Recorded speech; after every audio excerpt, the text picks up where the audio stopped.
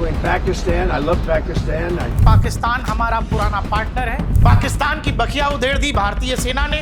India has every right to defend its people against terrorism. America ने अपनी नीतियों को स्पष्ट नहीं किया तो भारत क्वाड से बाहर हो जाएगा। ये पूरा इलाका सुरक्षित रह सकता है क्या बगैर भारत, अगर भारत इससे विड्रॉ हो जाए? हमेशा जो पारंपरिक दुश्मन है रूस, उस पर ध्यान देकर ही अमेरिकी विदेश नीति बनती रही। शी जिनपिंग को रोकने के लिए ये क्वाड का निर्माण हुआ था। आखिर जो अमेरिकी राष्ट्रपति डोनाल्ड ट्रंप ये कह रहे थे कि पाकिस्तान हमारा पुराना पार्टनर है, I love Pakistan. Between Pakistan, I love Pakistan.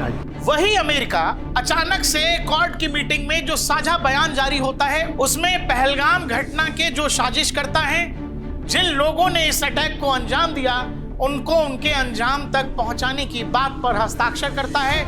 और जब जयशंकर क्वाड नेशंस को यह समझा रहे थे कि भाई आतंकवाद पर हमारी जो कार्रवाई होगी, अगर हमारे लोगों को खतरा होगा तो भारत कार्रवाई करेगा। अगर हमारे ऊपर आतंकी हमले होते हैं तो भारत के पास ये हक है कि वो उन आतंकी ठिकानों को तबाह बर्बाद कर दे, चाहे वो दुनिया के किसी भी हिस्से में हो। आप ध्यान से विदेश मंत्री जयशंकर का बयान सुनिए, साथ ही उनके पीछे जो अमेरिकी विदेश मंत्री मार्क रूबियो हैं उनकी बॉडी लैंग्वेज को देखिएगा। आपको अपने आप ये बात समझ में आ जाएगा कि डिप्लोमेसी की मास्टर क्लास में जयशंकर ने अमेरिका की कैसी क्लास लगाई है। Terrorism, in the light of our recent experience, the world must display zero tolerance. Victims and perpetrators must never be equated. And India has every right to defend its people against terrorism. And we will exercise that right. We expect our Quad partners to understand and appreciate that. India plans to host the next Quad summit.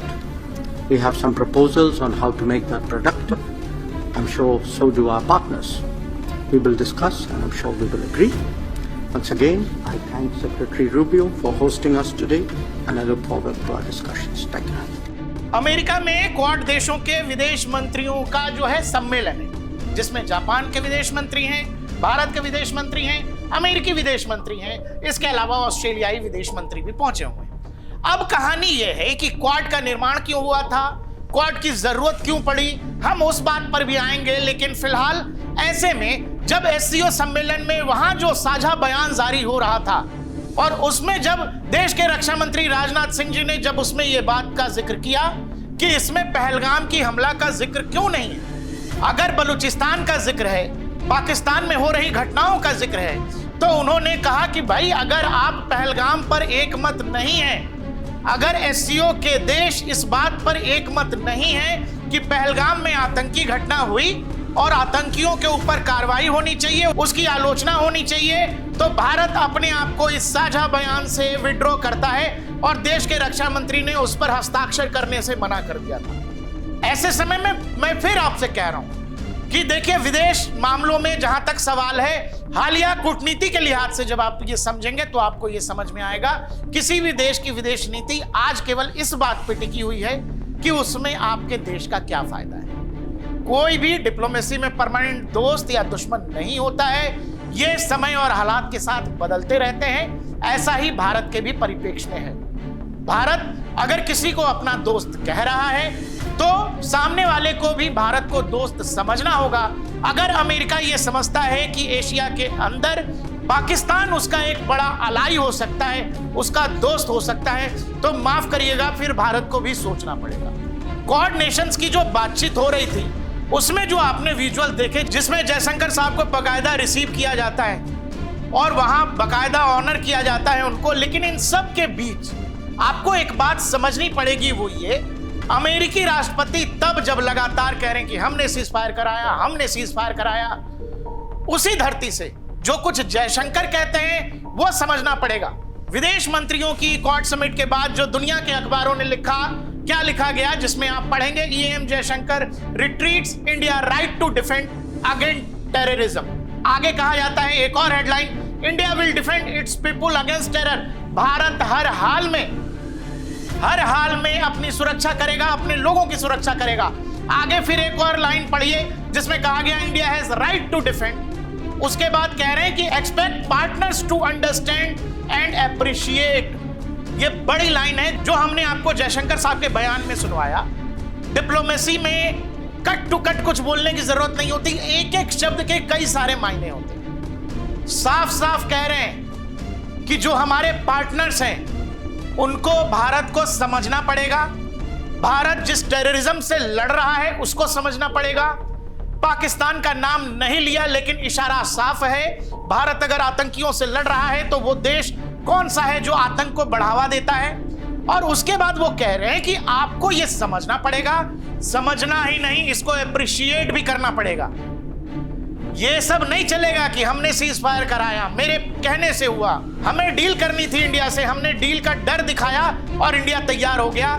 Jaishankar साहब ने इशारों में America को समझाया कि भाई अब दुनिया बहुत आगे बदल चुकी है, आपको वहां से आगे बढ़ना पड़ेगा। भारत में वो सरकारें, वो नेता, वो दौर कुछ और था जहां अमेरिका की बड़ी चिंता होती थी कि वॉशिंगटन टाइम्स ने क्या लिख दिया, न्यूयॉर्क टाइम्स ने क्या लिख दिया, अमेरिकी राष्ट्रपति क्या कह रहे हैं। अब आपको सुन्नी भारत की भी आवाज पड़ेगी। इस एक लाइन से आप बताइए जिसमें सीधे कहा गया, मार्क रूबियो आपको विजुअल्स में दिखाई दे रहे हैं, बिल्कुल पीछे खड़े हैं, दोनों हाथ ऐसे पकड़े, और उसमें कहा जा रहा है कि भाई टेररिज्म पर भारत अपने हिसाब से जवाब देगा, और अगर आप कह रहे हैं कि हम पार्टनर हैं तो फिर पार्टनर हैं तो पार्टनर की तरह रहिए, आपको उस बात को अप्रिशिएट भी करना पड़ेगा और आपको बकायदा आलोचना भी करनी पड़ेगी। आगे एक और हेडलाइन जब आप पढ़ेंगे उसमें लिखा गया, Quad foreign ministers condemn Pahalgam attack, call for financial to be bought to the justice. आपको पता है एससीओ की समिट में पहलगाम का जिक्र ही नहीं था, देश के रक्षा मंत्री राजनाथ सिंह ने उस पर हस्ताक्षर करने से मना कर दिया। अब यहां जो विदेश मंत्रियों की समिट है क्वाड वाली, अब क्वाड और एससीओ कैसे एक दूसरे से जुड़े हैं इस पर भी हम बात करेंगे। इसमें अमेरिका, ऑस्ट्रेलिया, जापान, इन सब ने मिलकर यह कहा कि भाई इसकी आलोचना करते हैं और जिन लोगों ने भी ये किया है उनको सजा मिलनी ही चाहिए।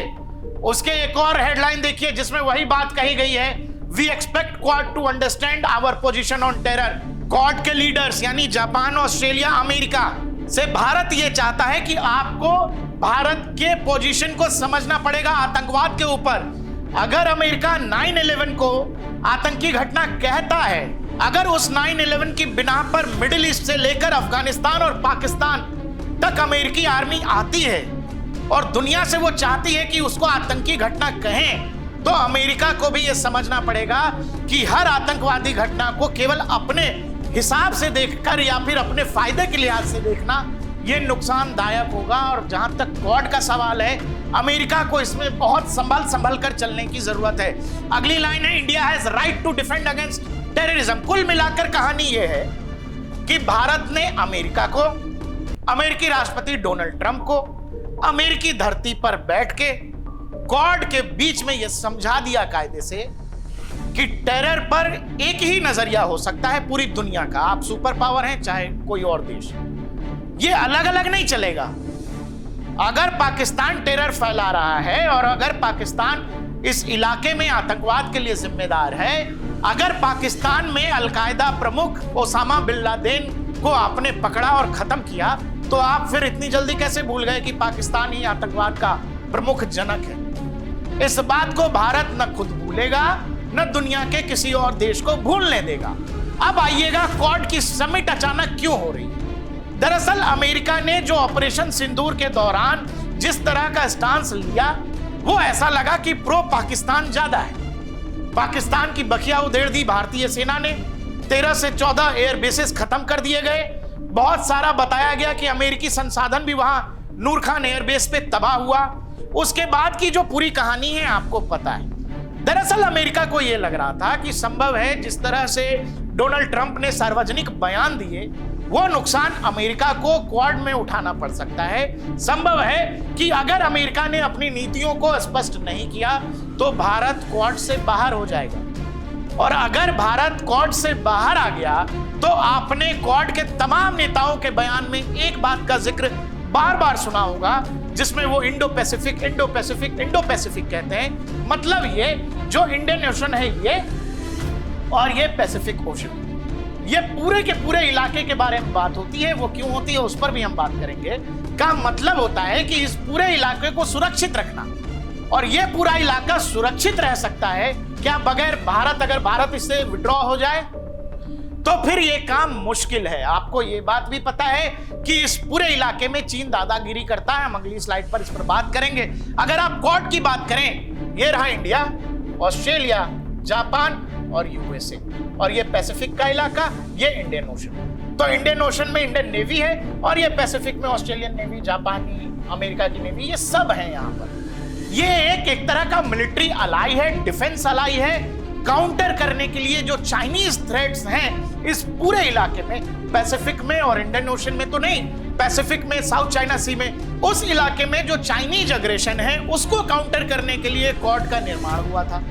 लेकिन अब हाल फिलहाल में जिस तरह से अमेरिका ने अपनी इधर उधर की बातें, या कह लें डोनाल्ड ट्रंप का जो मिजाज अजीब से बदल जाता है, उसको लेकर जो अमेरिकी पॉलिसी में जिस तरह की मतभिन्नता दिखी है, उसको लेकर भारत के नीति निर्देशक बेहद नाराज बताए जा रहे हैं। और इसीलिए ऐसा अमेरिकी थिंक टैंक को भी लगता है कि क्वाड के लेवल पर अगर अब भारत एग्जिट कर जाता है तो फिर क्वाड में कुछ बचेगा नहीं, फिर चाइनीज अग्रेशन का इस इलाके में मुकाबला कर पाना मुश्किल हो जाएगा। क्वाड का निर्माण हुआ इसलिए कि चीन इस पूरे इलाके में, ये जो साउथ चाइना सी का इलाका हम आपको मैप पे दिखा रहे हैं, इस इलाके में वो चाहे ब्रुनोई हो, मलेशिया हो, कंबोडिया हो, वियतनाम हो, थाईलैंड हो, और ताइवान तो खैर आप जान ही रहे हैं, ऊपर जापान जाइए, साउथ कोरिया जाइए, इन सभी देशों को चीन परेशान करता है अपनी मिलिट्री माइट से। वो हमेशा अपनी जलीय सीमा को आगे बढ़ा देता है। कभी चीनी नेवी किसी की जलीय सीमा में घुस जाती है, कभी चीनी एयरफोर्स किसी के वायु सीमा में घुस जाता है। कुल मिलाकर ये कि चीन इस इलाके की चूंकि मिलिट्री माइट तो है ही, तो छोटे मोटे देशों को धमका कर रखता है, डरा कर रखता है। जैसे फिलीपींस को, आपको पता है कि फिलीपींस को हमने ब्रह्मोस बेचे हैं। फिलीपींस जैसे छोटे देश को, ताइवान जैसे छोटे देश को, इन देशों को चीन डराता धमकाता रहता है। साथ ही चीन इस पूरे इलाके को, जो साउथ चाइना सी का है, इस पूरे इलाके को चीन अपना बताता है, कहता है कि इस पूरे इलाके पर चीनी आधिपत्य था एक जमाने में, और चीन इस इलाके को अपना जलीय सीमा मानता है, और यह कहता है कि यहां किसी का जो है, हम यहां किसी को भी एंटर नहीं करते। और इस इलाके में बताया जाता है, ये जो साउथ चाइना सी का पूरा इलाका है, इस इलाके में प्रचुर मात्रा में खनिज, ऑयल और तमाम तरह की प्राकृतिक संपदाएं हैं जिस पर चीन की नजर है। और चीन ये चाहता है कि इस पूरे इलाके में इन तमाम देशों को, जो छोटे मोटे देश हैं, इनको डरा कर रखा जाए। जापान से लेकर फिलीपींस से लेकर ताइवान, इनको डरा कर रखा जाए, और वो डराता भी है। और इन देशों की हैसियत नहीं है, ये जो छोटे मोटे देश हो, चाहे फिलीपींस हो, ताइवान हो, जापान हो, नहीं हैसियत है कि वो चीनी मिलिट्री माइट का सामना पैसिफिक में या साउथ चाइना सी में कर सके। अमेरिका, जिस समय चीन का उदय हो रहा था, अमेरिकी थिंक टैंक ने हमेशा अपनी पारंपरिक नीतियों पर ध्यान दिया। मतलब हमेशा जो पारंपरिक दुश्मन है रूस, उस पर ध्यान देकर ही अमेरिकी विदेश नीति बनती रही। और रूस के पीछे चाइना इतना बड़ा हो गया, इतना बड़ा वर्ल्ड थ्रेट हो गया कि अब चाइना को काउंटर करने के लिए अमेरिका तरह तरह की तरकीब निकालता रहता है। और ऐसे में अगर उसको ये क्वाड वाली कहानी जारी रखनी है, तो उसको ये समझना पड़ेगा कि इंडिया जैसा नेशन अगर बाहर हो गया तो फिर क्वाड फेल हो जाएगा। वो किसी तरह का मिलिट्री अलाई या डिफेंस अलाई बचेगा नहीं, जिसको आपने चाइना को काउंटर करने के लिए बनाया। आपको ये पता है ना कि एससीओ की जब बैठक थी, जैसा मैंने पहले भी जिक्र किया, उसमें विदेश मंत्री से कहा गया हस्ताक्षर करने के लिए, उन्होंने हस्ताक्षर नहीं किए थे। लेकिन ये बात बदल गई है क्वाड आते आते। अब आपको यह समझना पड़ेगा, Munir is a great leader, Pakistan is my love, इस सब तरह की बात करने वाले डोनाल्ड ट्रंप, उनकी कहानी अचानक से यहां इसीलिए बदल जाएगी क्योंकि उसी वॉशिंगटन में बैठकर जयशंकर ने एक और बात कही है। बात यह कि बार बार कहा जाता है अमेरिका की तरफ से ऑपरेशन सिंदूर के दौरान भारत पाकिस्तान के बीच सीज फायर अमेरिकी फोन कॉल पे हुआ। यह बात कही है एक इंटरव्यू के दौरान जयशंकर साहब ने कि मैं उसी रूम में था और मुझे पता है कि अमेरिका की तरफ से कितने कॉल आए और ये सीज फायर कैसे हुआ। मतलब ये देखिए बिल्कुल माइंड गेम चल रहा है अमेरिका। और अगर इंडियन थिंक टैंक की बात आप करें तो डोनाल्ड ट्रंप बार बार कह रहे हैं और उनके बार बार कहने को भारत भी रुक रुक कर जवाब दे रहा है। आज से 20 साल 10 साल 15 25 साल पीछे जाएं तो क्या आपको कोई ऐसा वाकया याद है कूटनीति के लिहाज से कि अमेरिकी थिंक टैंक या अमेरिकी प्रशासन को भारत की में बैठी सरकार, भारत के विदेश मंत्री, प्रधानमंत्री कट टू कट जवाब देते हो, ऐसा मौका नहीं था। लेकिन आज के दौर का भारत इस बात को समझता है कि दुनिया में सबसे बड़ा मार्केट हमारे पास है, सबसे बड़ा कंज्यूमर बेस हमारे पास है, तो दुनिया की किसी भी कंट्री के सामने भारत को झुकने की कोई जरूरत नहीं है। 150 करोड़ का देश है ये, इसीलिए आपको अपनी शक्ति पर भरोसा होना चाहिए और मौजूदा जो लीडरशिप है उसको इस बात का यकीन है। इसके अलावा जो डोनाल्ड ट्रंप लगातार कहते रहे, इन सारी बातों का अमेरिका में जो अभी क्वाड नेशंस की जो विदेश मंत्रियों की जो बैठक है उसमें कहा गया। जैसा मैंने आपको एक और चीज बताया कि भाई जब चाइनीज मिलिट्री माइट की बात आप करें, पहले नंबर पर अमेरिका, दूसरे पर रशिया, तीसरे पर चाइना, चौथे पर भारत।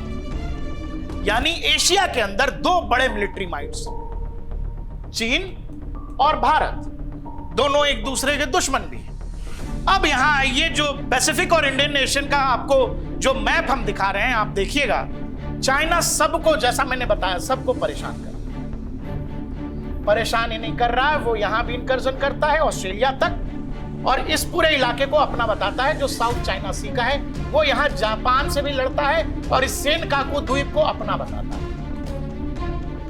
चाइना कुल मिलाकर इस पूरे इलाके को डिस्टर्ब करना चाहता है और इस साउथ चाइना सी वाले इलाके को अपना बनाना चाहता है। इस इलाके के लिहाज से चीन को रोक सकने की, चीन को चैलेंज करने की ताकत सबसे ज्यादा भारत के पास, यहां बैठे इंडियन नेवी के पास। और यही बात अमेरिका का थिंक टैंक बेहतर समझता है। और हाल फिलहाल जो कुछ डोनाल्ड ट्रंप कर रहे हैं, अब तो ऐसा लगने लगा है कि शायद अमेरिकी प्रशासन कोई और चला रहा है। डोनाल्ड ट्रंप को बस बोलने के लिए रखा गया है कि भाई इनकी जबान पर लगाम है नहीं, राष्ट्रपति चुने गए हैं तो बोल सकते हैं, बोलने दीजिए, क्योंकि दोनों चीजें बिल्कुल अलग अलग हैं। एक तरफ ट्रंप कह रहे हैं कि पाकिस्तान से प्यार है, दूसरी तरफ क्वाड की मीटिंग में विदेश मंत्री साफ कह रहे हैं कि ये जो टेरर और ये कहानी अलग अलग नहीं चलेगी। दूसरा, जो हमने किया है उसको अप्रिशिएट करो। इशारों में यही कहा कि ऑपरेशन सिंदूर को अप्रिशिएट करो भाई। आपके लिए टेरर अलग, हमारा वाला टेरर अलग, ऐसा नहीं चलेगा। पहलगाम का जिक्र किया गया, बाकायदा उस पर सिग्नेचर लिए गए सभी देशों के। तो ये बात देखिए, मैंने आपसे शुरू में ही कहा वीडियो के कि कूटनीति में कुछ भी परमानेंट नहीं है, सब अपना अपना फायदा देखते हैं। और इसमें अपनी बात अगर आप जो चाह रहे हैं वो कहने से बचेंगे तो फिर नुकसान देश का है। आज की लीडरशिप ऐसी नहीं है, उस जो देश के लिए जरूरी है वो कहा जाता है। अमेरिका को चाहे जितना बुरा लगे, भारत को S-400 चाहिए था तो भारत ने खरीदा। अमेरिका को आने वाले समय में और भी बुरा लगेगा अगर भारत Su-57 ले लेगा तो, लेकिन अगर भारतीय वायुसेना के लिए वो जरूरी होगा तो मुझे लगता है कि भारत की सरकार ये काम जरूर करेगी। इसीलिए जब आप क्वाड को देखेंगे तो आपको अपने आप समझ में आ जाएगा कि अमेरिका की मजबूरी क्या है। क्योंकि अगर आप लगातार ये बवाल जो पाकिस्तान इज लव करते रहेंगे तो भारत धीरे से क्वाड से बाहर हो जाएगा। हमें कोई जरूरत नहीं है। चीन और भारत के संबंध या विवाद दोनों बायलैटरल हैं और दोनों ही देश सक्षम हैं संभालने के लिए। लेकिन साउथ चाइना सी में या फिर जापान को परेशानी होगी, ताइवान को परेशानी होगी, फिलीपींस को होगी, ऑस्ट्रेलिया को होगी, तो फिर इस सब की जिम्मेदारी अमेरिका की। नाटो जापान को डिफेंस देता है। अमेरिका की कसम है कि जापान पर आक्रमण हुआ तो वो आक्रमण अमेरिका पर माना जाएगा। आपको फिलीपींस को बचाना है, आपने ताइवान से वादे कर रखे हैं, आपने कहा है कि ताइवान को हम बचाएंगे। तो इसीलिए आपको यह समझना पड़ेगा, यह सिरदर्दी भारत लेगा नहीं। अगर आपको पार्टनर की तरह रहना है तो ठीक है, आपको केवल अपनी बात चलानी है तो ठीक है, हमारा तो कोई इशू नहीं है, हम लड़ लेंगे चीन से जो लड़ना था, हमने गलवान में भी लड़ा है। इसीलिए ये जो क्वाड की कहानी हमने आपको बताई वो ये कि 4 देश, ऑस्ट्रेलिया, जापान, भारत और यूनाइटेड स्टेट्स, ये 4 देशों का एक तरह से डिफेंस और मिलिट्री अलाई है इंडो पैसिफिक की सुरक्षा के लिए, उसकी सुगमता के लिए, सबके संसाधनों के इस्तेमाल के लिए। वहां पर किसी एक की दादागिरी नहीं चले, वो सीधा सीधा चीन से मतलब है। यानी चीनी अग्रेशन जो है इस पूरे इलाके में, इसको काउंटर करने के लिए, शी जिनपिंग को रोकने के लिए ये क्वाड का निर्माण हुआ था, बहुत सारी चीजें इधर उधर जरूर हुई, लेकिन अब जो विदेश मंत्रियों की बैठक हुई है उसमें जिस तरह की तस्वीरें आ रही हैं, हम उम्मीद करते हैं कि यहां से कहानी सभी देशों के लिए आगे की तरफ बढ़ेगी। भारत के लिहाज से ये बहुत बड़ी सफलता है, जहां पहलगाम को लेकर साझा बयान दिया गया है। ये पाकिस्तान और चीन के लिए बेहद बड़ा झटका है। आपको हमारा ये वीडियो कैसा लगा हमें कमेंट सेक्शन में जरूर बताइएगा।